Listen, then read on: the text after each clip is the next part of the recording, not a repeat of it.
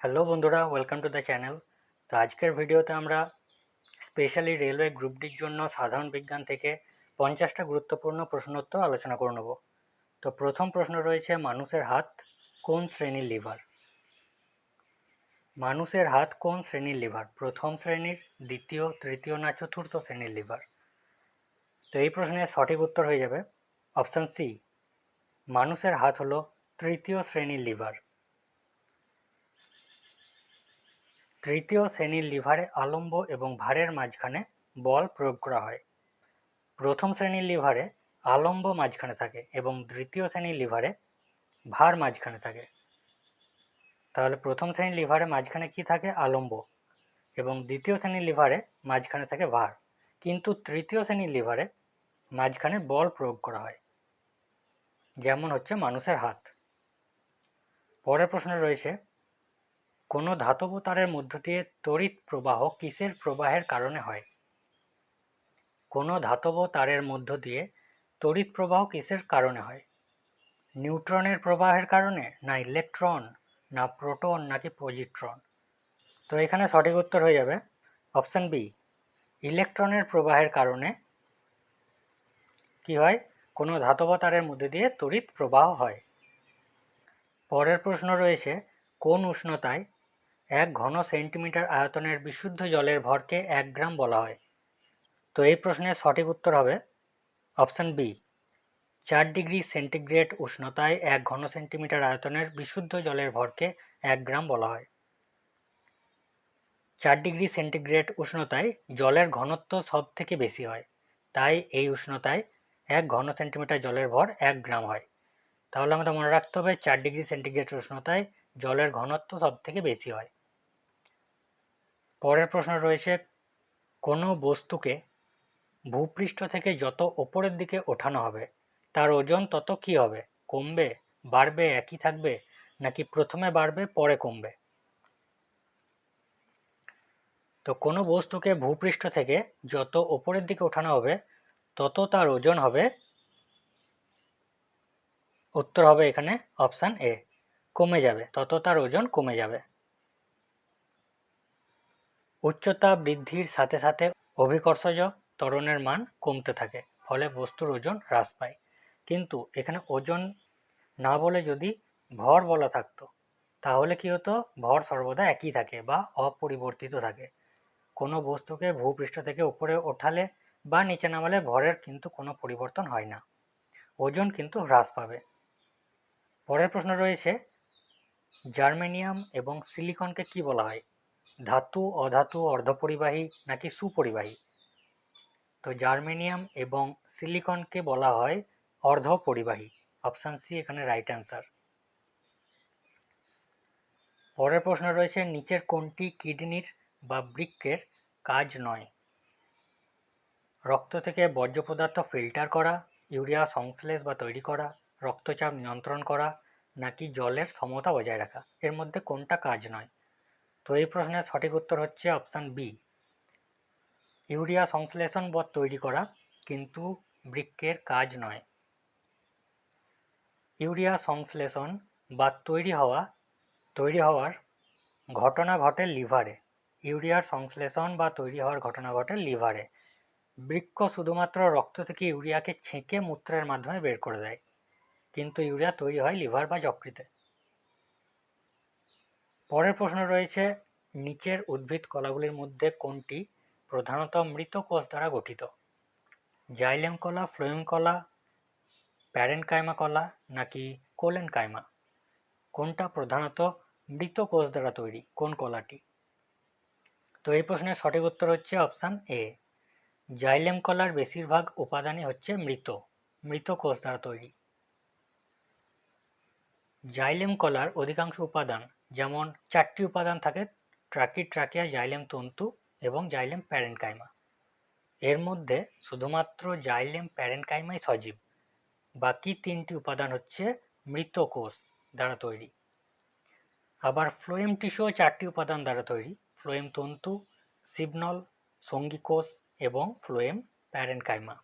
তো ফ্লোয়েমের ক্ষেত্রে ফ্লোয়েম তন্তু শুধুমাত্র মৃত কোষ দ্বারা তৈরি এবং বাকি সিবনল, সঙ্গী কোষ এবং ফ্লোয়েম প্যারেনকাইমা জীবিত কোষ দ্বারা তৈরি?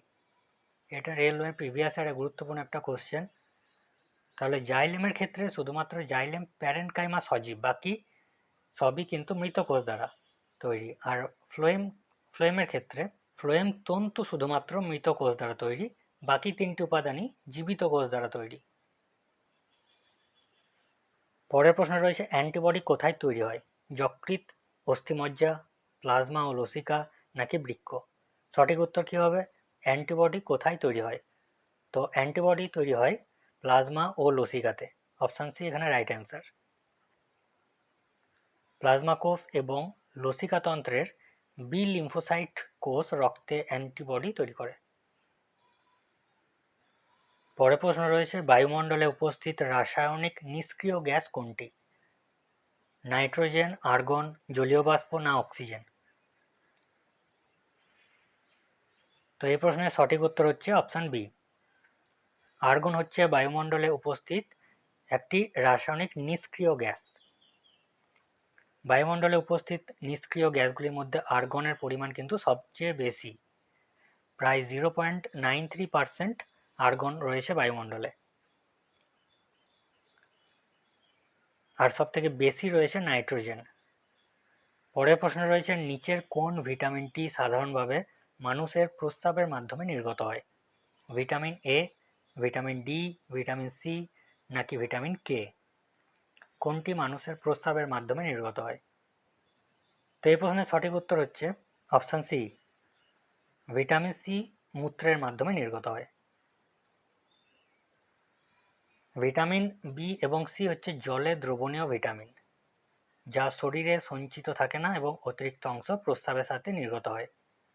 এছাড়া ফ্যাট বা স্নেহ পদার্থে দ্রবণীয় ভিটামিন 4টে রয়েছে, এ, ডি, ই এবং কে। এই 4টে ভিটামিন কোথায় দ্রবীভূত হয়? স্নেহ পদার্থ বা ফ্যাটে দ্রবীভূত হয়। আর ভিটামিন বি, সি জলে দ্রবীভূত হয়। পরের প্রশ্ন, সবচেয়ে নমনীয় বা মিলিয়েবল ধাতু কোনটি? রূপো, সোনা, অ্যালুমিনিয়াম নাকি সোডিয়াম? সবচেয়ে নমনীয় ধাতু কোনটি? এখানে সঠিক উত্তর হচ্ছে অপশান বি, সোনা হচ্ছে সবচেয়ে নমনীয় ধাতু। সোনা অত্যন্ত নমনীয় এবং প্রসারণশীল ধাতু। এটিকে পিটিয়ে সবচেয়ে পাতলা পাতে পরিণত করা যায়। পরের প্রশ্ন, কোন প্রক্রিয়ার কারণে সূর্যের মধ্যে বিপুল তাপ ও আলোক শক্তি উৎপন্ন হয়? নিউক্লিয় ফিশন, নিউক্লিয় ফিউশন, রাসায়নিক ভাঙন নাকি মহাকর্ষীয় সংকোচন? কোন প্রক্রিয়ার কারণে সূর্যের মধ্যে বিপুল তাপ ও আলোক শক্তি উৎপন্ন হয়? তো এখানে সঠিক উত্তর হয়ে যাবে অপশান বি, নিউক্লিয় ফিউশন বা সংযোজনের কারণে সূর্যের মধ্যে বিপুল তাপ ও আলোক শক্তি উৎপন্ন হয়। সূর্যের কেন্দ্রে একাধিক হাইড্রোজেন নিউক্লিয়াস সংযোজিত হয়ে হিলিয়াম গঠন করে, যাকে নিউক্লিয় ফিউশন বলা হয়। এর ফলে প্রচুর শক্তি উৎপন্ন হয়। পরের প্রশ্ন, অক্সিজেন গ্যাস কে আবিষ্কার করেন? অক্সিজেন গ্যাস কে আবিষ্কার করেন? তো এই প্রশ্নের সঠিক উত্তর হচ্ছে অপশান এ, অক্সিজেন গ্যাস আবিষ্কার করেন জোসেফ প্রিসলি। পরের প্রশ্ন রয়েছে সাধারণ দূরবীক্ষণ বা টেলিস্কোপ নলের উভয় প্রান্তে কোন ধরনের লেন্স ব্যবহার করা হয়? সাধারণ দূরবীক্ষণ বা টেলিস্কোপ নলের উভয় প্রান্তে কোন ধরনের লেন্স ব্যবহার করা হয়? উত্তল, অবতল, সমতল নাকি বেলনাকার লেন্স? তো সঠিক উত্তর হচ্ছে এখানে অপশান এ, উত্তল লেন্স ব্যবহার করা হয়। সাধারণ দূরবীক্ষণ বা টেলিস্কোপ নলের উভয় প্রান্তে উত্তল লেন্স ব্যবহার করা হয়। পরের প্রশ্ন রয়েছে কোন তারের দৈর্ঘ্য, কোনো তারের দৈর্ঘ্য ও প্রস্থচ্ছেদ উভয়ই যদি দ্বিগুণ করা হয় তাহলে রোধের কি পরিবর্তন হবে? বাড়বে, কমবে, একই থাকবে নাকি অর্ধেক হবে? কোনো তারের দৈর্ঘ্য ও প্রস্থচ্ছেদ উভয়ই যদি দ্বিগুণ করা হয় তাহলে রোধের কিন্তু কোনো পরিবর্তন হবে না। অপশান সি এখানে রাইট অ্যান্সার হবে।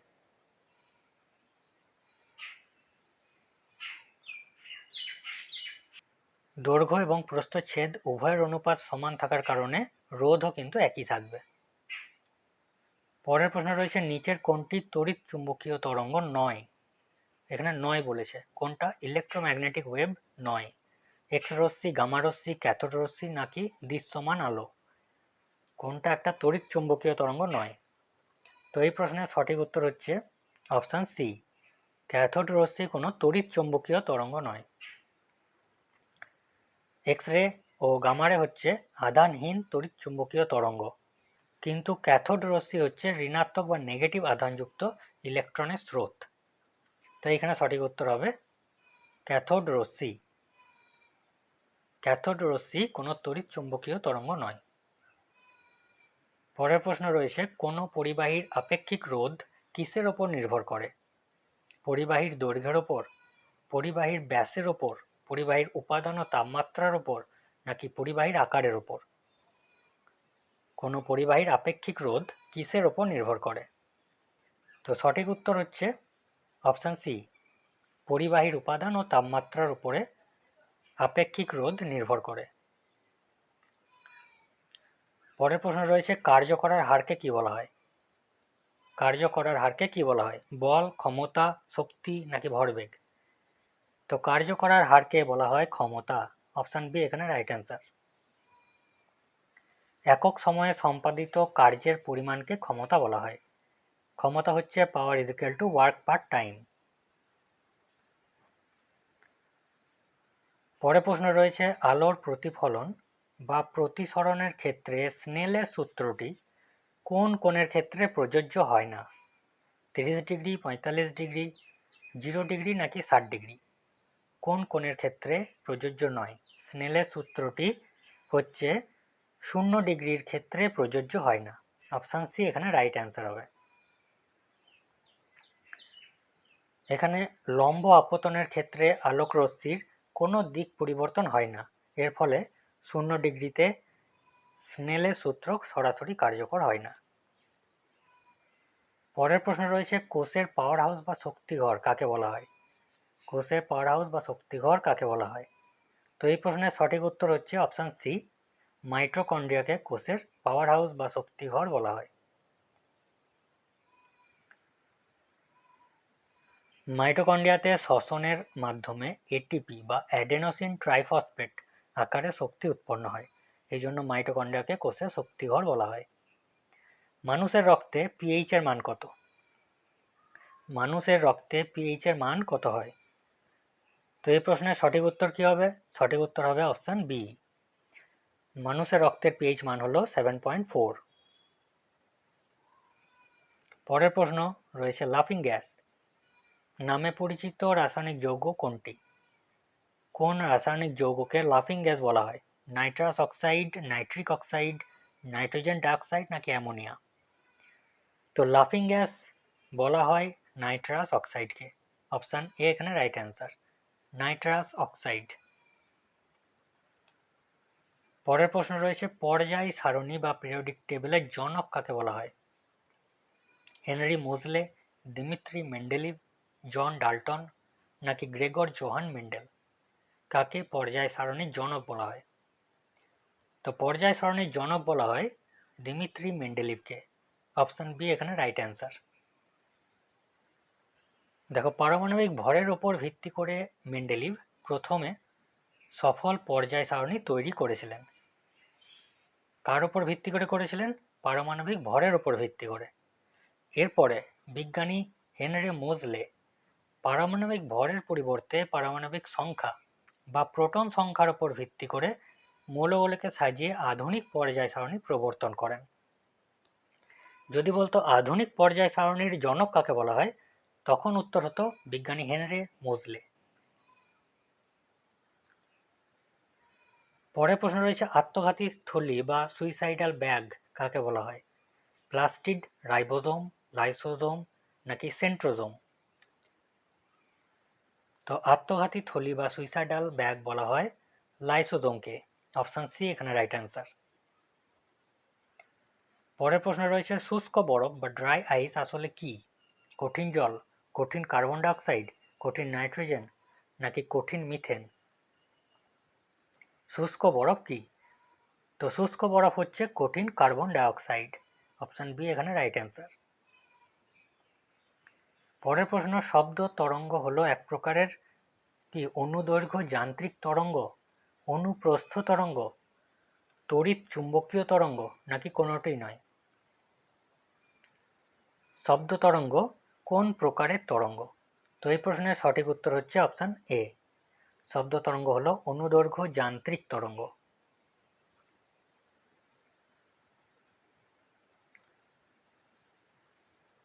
শব্দের সঞ্চালনের জন্য মাধ্যম প্রয়োজন এবং এটি মাধ্যমের কণার কম্পনে সমান্তরালে এগিয়ে চলে, সেই জন্য শব্দ তরঙ্গ হচ্ছে অনুদৈর্ঘ্য যান্ত্রিক তরঙ্গ।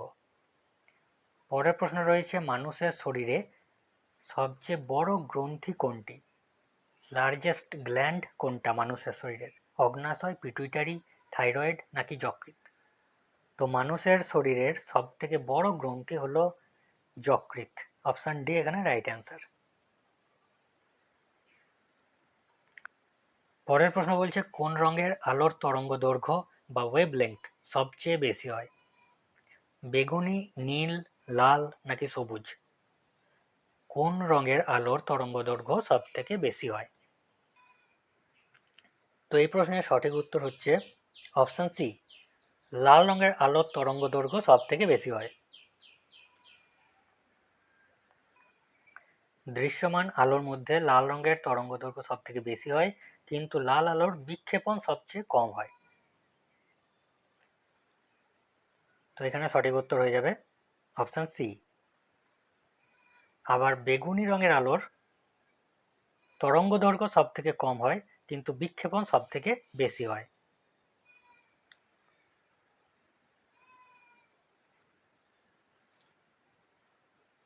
পরের প্রশ্ন রয়েছে, সাধারণ বায়ুমণ্ডলীয় চাপে জলের স্ফুটনাঙ্ক কেলভিন স্কেলে কত হয়? সাধারণ বায়ুমণ্ডলীয় চাপে জলের স্ফুটনাঙ্ক কেলভিন স্কেলে কত হয়? 273 কেলভিন, 373 কেলভিন, 100 কেলভিন নাকি 0 কেলভিন? তো এই প্রশ্নের সঠিক উত্তর হবে অপশন বি, জলের স্ফুটনাঙ্ক কেলভিন স্কেলে হয় 373 কেলভিন। জলের স্ফুটনাঙ্ক 100 ডিগ্রি সেন্টিগ্রেড হয় সেলসিয়াস স্কেলে, কিন্তু কেলভিন স্কেলে হয় 100 প্লাস 273, ফলে কেলভিন স্কেলের মান হয় 373 কেলভিন। পরের প্রশ্ন রয়েছে, পিতল বা ব্রাস কোন ধাতুর সংকর? তামা ও টিন, তামা ও দস্তা, লোহা ও নিকেল নাকি অ্যালুমিনিয়াম ও তামা? পিতল কোন কোন ধাতুর সংকর? তো এই প্রশ্নের সঠিক উত্তর হচ্ছে অপশন বি, পিতল হচ্ছে তামা ও দস্তা ধাতুর সংকর। পিতল হলো তামা এবং দস্তার একটি ধাতু সংকর, আর কাঁসা বা ব্রোঞ্জ হচ্ছে তামা ও টিনের সংকর। ব্রোঞ্জ, তামা ও টিন, পিতল, তামা ও দস্তা। পরের প্রশ্ন রয়েছে, রকেটের গতি নিচের কোন সংরক্ষণ নীতির উপর ভিত্তি করে কাজ করে? ভর, শক্তি, রৈখিক ভরবেগ নাকি কৌণিক ভরবেগ? রকেটের গতি নিচের কোন সংরক্ষণ নীতির উপর ভিত্তি করে কাজ করে? তো এই প্রশ্নের সঠিক উত্তর হচ্ছে অপশন সি, রকেটের গতি রৈখিক ভরবেগের সংরক্ষণ নীতির উপর ভিত্তি করে কাজ করে। নিউটনের তৃতীয় গতিসূত্র এবং রৈখিক ভরবেগের সংরক্ষণ নীতি অনুযায়ী রকেটের প্রতিক্রিয়া বল সৃষ্টি হয়। পরের প্রশ্ন রয়েছে, যে স্কেলের মাধ্যমে ভূমিকম্পনের তীব্রতা মাপা হয় তাকে কি বলা হয়? Balance scale, Richter scale, Celsius scale নাকি ভার্নিয়ার স্কেল? কোন স্কেলের মাধ্যমে ভূমিকম্পনের তীব্রতা মাপা হয়? তো ভূমিকম্পনের তীব্রতা মাপা হয় রিক্টার স্কেল দ্বারা। অপশন বি এখানে রাইট অ্যান্সার। পরের প্রশ্ন রয়েছে, রিকেট রোগ কোন ভিটামিনের অভাবে হয়? Vitamin A, vitamin C, vitamin D নাকি ভিটামিন কে? কোন ভিটামিনের অভাবে রিকেট রোগ হয়? তো এখানে সঠিক উত্তর হচ্ছে রিকেট রোগ হয় ভিটামিন ডি এর অভাবে। অপশন সি এখানে রাইট অ্যান্সার। ভিটামিন ডি এর রাসায়নিক নাম হচ্ছে ক্যালসিফেরল। ভিটামিন এর অভাবে হয় রাতকানা রোগ বা জেরপ্থ্যালমিয়া। ভিটামিন সি এর অভাবে হয় স্কারভি রোগ।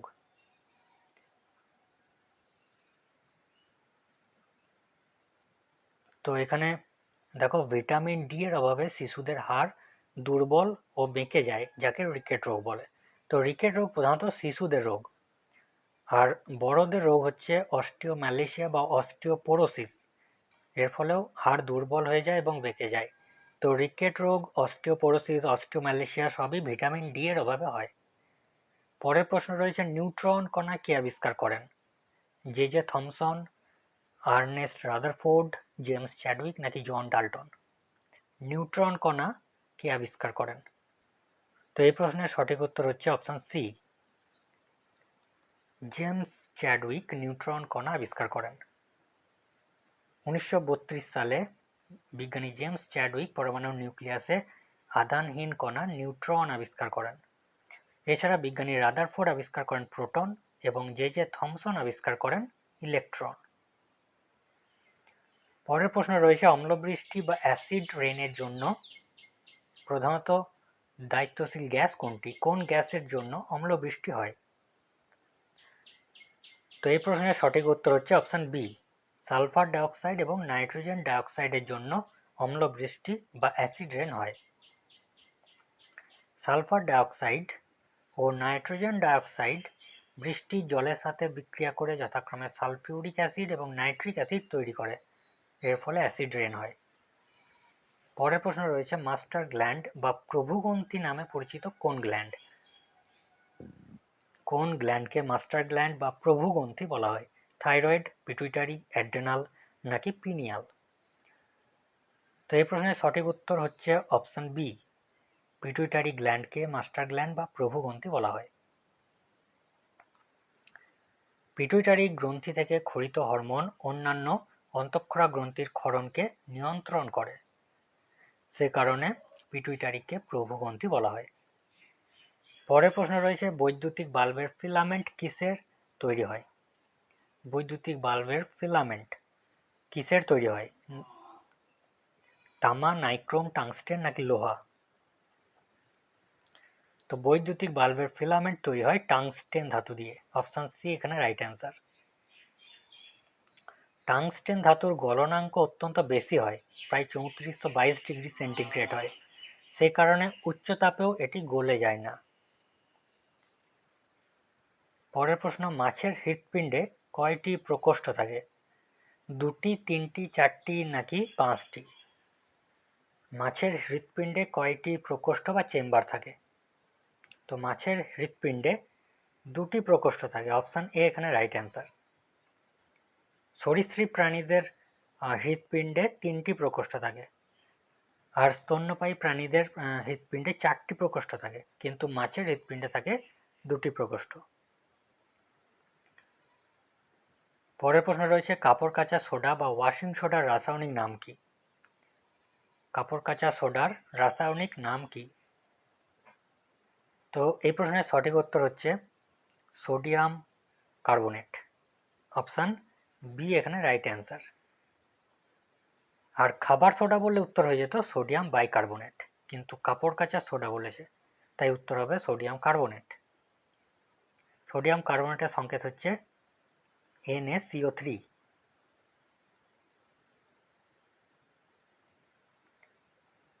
পরের প্রশ্ন রয়েছে, বায়ুমণ্ডলের কোন স্তরে ওজোন গ্যাস দেখা যায়? ওজোন গ্যাস বায়ুমণ্ডলের কোন স্তরে থাকে? ওজোন গ্যাসের সংকেত হচ্ছে O3। তো এই প্রশ্নের সঠিক উত্তর হচ্ছে অপশন বি, স্ট্র্যাটোস্ফিয়ারে ওজোন গ্যাস দেখা যায়। স্ট্র্যাটোস্ফিয়ারে ক্ষতিকর অতি বেগুনি রশ্মি শোষণকারী গুরুত্বপূর্ণ স্তর হল ওজোন গ্যাসের স্তর।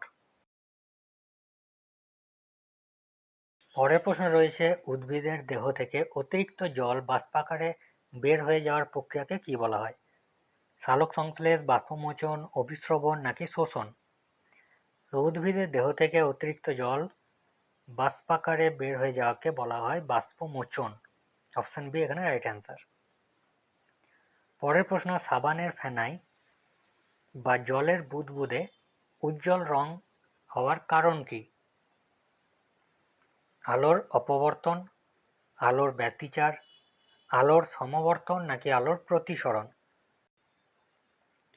কি কারণে সাবানের ফেনায় বা জলের বুদবুদে উজ্জ্বল রঙের সৃষ্টি হয়? তো এখানে সঠিক উত্তর হয়ে যাবে অপশন বি, আলোর ব্যতিচারের কারণে উজ্জ্বল রঙের সৃষ্টি হয়। আলোর ব্যতিচার বা ইন্টারফারেন্স। পরের প্রশ্ন, মানুষের শরীরে রক্তের প্লাজমার শতকরা পরিমাণ কত? প্লাজমা বা রক্তরসের পরিমাণ কত? তো মানুষের শরীরে রক্তের মধ্যে থাকা রক্তরসের পরিমাণ হচ্ছে 55%। অপশন বি এখানে রাইট অ্যান্সার। রক্তে প্রায় 55% রক্তরস বা প্লাজমা থাকে এবং 45% থাকে রক্তকণিকা। রক্তকণিকার মধ্যে থাকে আরবিসি, ডাব্লিউবিসি এবং প্লেটলেটস। পরের প্রশ্ন রয়েছে, প্রাকৃতিক গ্যাসের প্রধান উপাদান কোনটি? ইথেন, প্রোপেন, মিথেন নাকি বিউটেন? তো এই প্রশ্নের সঠিক উত্তর হচ্ছে প্রাকৃতিক গ্যাসের প্রধান উপাদান হলো মিথেন। অপশন সি এখানে রাইট অ্যান্সার। মিথেনের সংকেত হচ্ছে CH4। পরের প্রশ্ন রয়েছে, কোন যন্ত্রের সাহায্যে রক্তের চাপ বা ব্লাড প্রেশার মাপা হয়?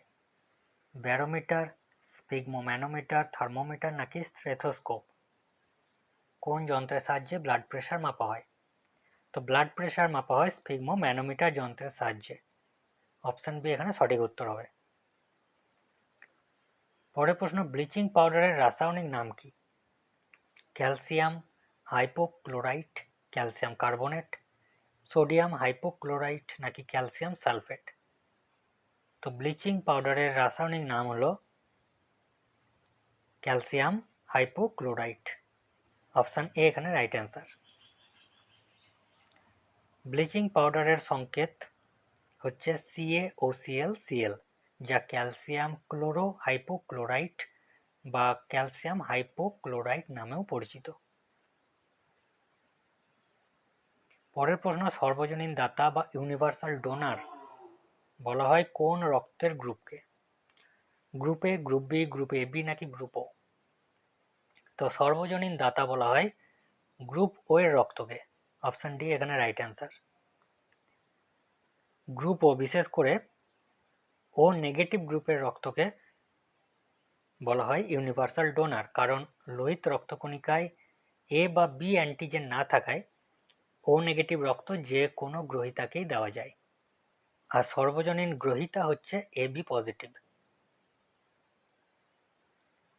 পরের প্রশ্ন রয়েছে, ভারী জল বা হেভি ওয়াটারের সংকেত কি? H2O, D2O, H2O2 নাকি CO2? ভারী জল, ভারী জলের সংকেত কি? তো এই প্রশ্নের সঠিক উত্তর হচ্ছে অপশন বি, D2O বা ডিউটোরিয়াম অক্সাইড। ডিউটোরিয়াম অক্সাইড হচ্ছে হাইড্রোজেনের একটা আইসোটোপ। পরের প্রশ্ন রয়েছে, সালোক সংশ্লেষের সময় উদ্ভিদের কোষ দ্বারা গৃহীত প্রধান গ্যাস কোনটি? অক্সিজেন, নাইট্রোজেন, কার্বন ডাইঅক্সাইড নাকি হাইড্রোজেন? তো সালোক সংশ্লেষের সময় উদ্ভিদ কোন গ্যাসটিকে গ্রহণ করে? তো সঠিক উত্তর এখানে হয়ে যাবে অপশন সি, সালোক সংশ্লেষের সময় কার্বন ডাইঅক্সাইড গ্যাসকে উদ্ভিদরা গ্রহণ করে। আজকে শেষ প্রশ্ন রয়েছে, মহাবিশ্বে বা সৌরজগতে সবচেয়ে বেশি পরিমাণে কোন মৌলটি পাওয়া যায়? হিলিয়াম, কার্বন, অক্সিজেন নাকি হাইড্রোজেন? তো মহাবিশ্বে বা সৌরজগতে সবথেকে বেশি পরিমাণে যে মৌলটি পাওয়া যায় সেটি হচ্ছে হাইড্রোজেন। অপশন ডি এখানে রাইট অ্যান্সার। মহাবিশ্বে মোট দৃশ্যমান ভরের প্রায় 75% অংশই হলো হাইড্রোজেন মৌল। সো হাইড্রোজেন সবথেকে বেশি পরিমাণে রয়েছে। সো এই ছিল আজকের ভিডিওতে। আশা করি ভিডিওটা হেল্পফুল হবে তোমাদের জন্য। Thank you for watching.